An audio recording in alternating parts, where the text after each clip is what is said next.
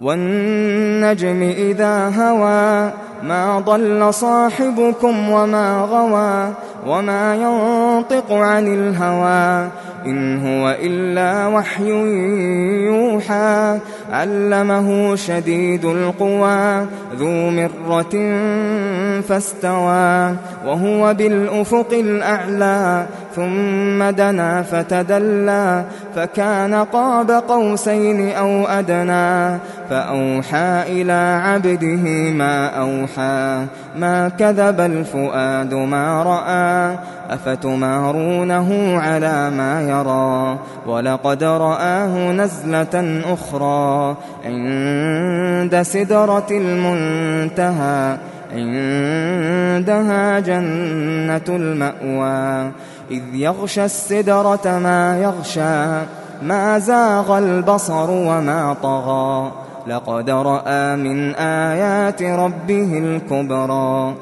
أفرأيتم اللات والعزى ومناة الثالثة الأخرى ألكم الذكر وله الأنثى تلك إذا قسمة ضيزى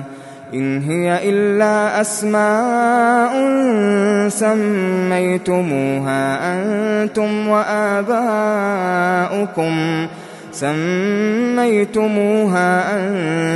وآباؤكم ما أنزل الله بها من سلطان إن يتبعون إلا الظن وما تهوى الأنفس ولقد جاءهم من ربهم الهدى أم للإنسان ما تمنى فلله الآخرة والأولى وكم من ملك في السماوات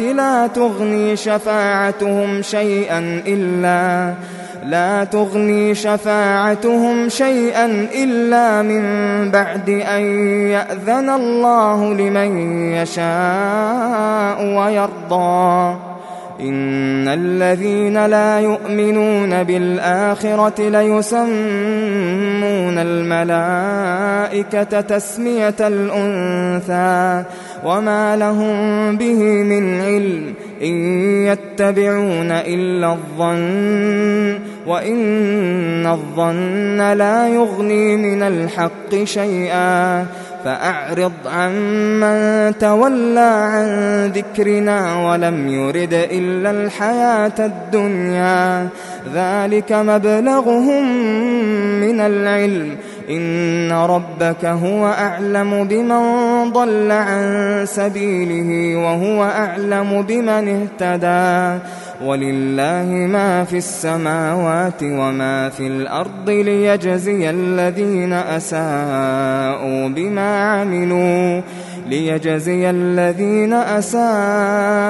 بما عملوا ويجزي الذين أحسنوا بالحسنى الذين يجتنبون كبائر الإثم والفواحش إلا اللمم إن ربك واسع المغفرة هو أعلم بكم إذ أنشأكم من الأرض وإذ أنتم أجنة في بطون أمهاتكم فلا تزكوا أنفسكم هو أعلم بمن اتقى أفرأيت الذي تولى وأعطى قليلا وأكدى أعنده علم الغيب فهو يرى أم لم ينبأ بما في صحف موسى وإبراهيم الذي وفى ألا تزر وازرة وزر أخرى وأن ليس للإنسان إلا ما سعى وأن سعيه سوف يرى ثم يجزاه الجزاء الأوفى وأن إلى ربك المنتهى وأنه هو أضحك وأبكى وأنه هو أمات وأحيا وأنه خلق الزوجين الذكر والأنثى من نطفة إذا تمنى وأن عليه النشأة الأخرى وأنه هو أغنى وأقنى وأنه هو رب الشعرى وأنه أهلك عادا الأولى وثمود فما أبقى وقوم نوح من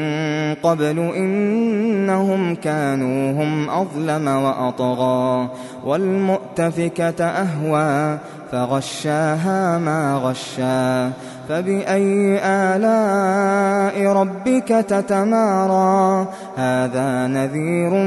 من النذر الأولى أزفت الآزفة ليس لها من دون الله كاشفة أفمن هذا الحديث تعجبون وتضحكون ولا تبكون